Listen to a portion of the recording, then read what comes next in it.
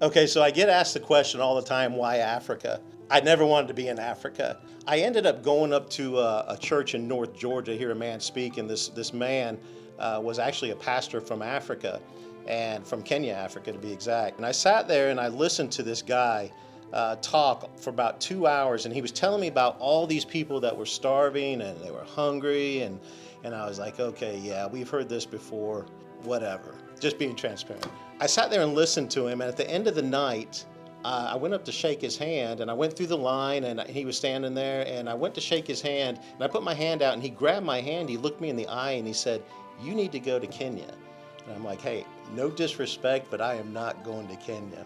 He said, well, hold on a second and wait. So I waited until everybody went through. At the end of that night, guys, let me tell you something. At the end of that night, we went to a Waffle House. I sat there for 2 hours, had a conversation with this man. 5 weeks later, I was on the ground in Africa. So this man continued to tell me that there were people that were hungry, that were starving, and in the back of my mind, I was thinking, okay, if this is true, then I'm going to be prepared. So before I actually got on that plane, I did some research, and I found a food blend that feeds people, which is now actually known as the SERV food that we produce here in the United States and also over in Kenya. I took some of that food with me, just hoping that if this guy was telling me the truth, then I'd be prepared. Well, this guy picked me up at the airport in Nairobi, and he took me around the slums of Kenya, the slums of Kibera, and he took me around Nairobi, and he showed me some things in 3 days that nobody should ever have to see.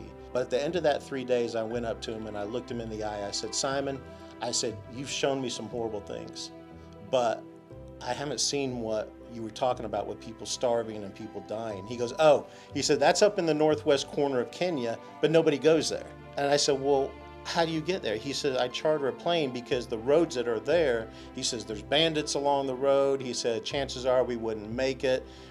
We'd be hijacked, we could be killed. I actually did one of the craziest things that I've ever done, and I pulled out my wallet. I took out my credit card and I handed this man the credit card. And I said, charter me a plane. The next morning, we landed on a dirt runway up in the northwest corner of Kenya, near Ethiopia, Sudan, Uganda, in a town called Lodwar. I land on this dirt runway, a Land Cruiser drives up. These 4 big guys get out and they look at me and they say, are you Steve? I said, I am. They said, come with us. And it was funny because I figured, at this point I'm all in, I'm committed. So whatever's gonna happen is gonna happen. Over the course of the next 2 days, 3 days, man, they showed me the things that this Pastor Simon was talking about. They showed me typhoid, malaria, people who were hungry, who were starving. I actually held a dying baby in my arms, and about 2 hours later he died. So I saw the things that this guy was talking about.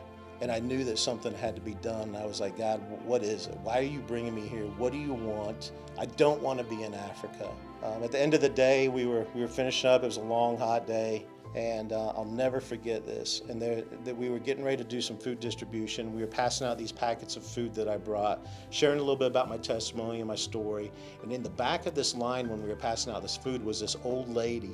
And she came through the line and she was very gracious. She stuck out her hand and I handed her a bag of food and she smiled. And what I shared with them, I said, God willing, I'll be back with more people and more food. 5.5 weeks later, we were back on the ground in Kenya. I had 12 people with me. I had more food. We ended up going back to the same village, and that same lady was there, and she recognized me and she smiled and she shook my hand and she was just crying. And I asked my interpreter, I said, why is she crying? I said, is it because I brought more food? And he said, no, she's crying because you came back and nobody ever comes back. And so I kind of knew at that moment that I had to do something. Here we continued to bring food. We continued just to petition God and asking him what it was that he wanted from us. And it was there that he revealed some big plans for Africa. He revealed big plans for Africa.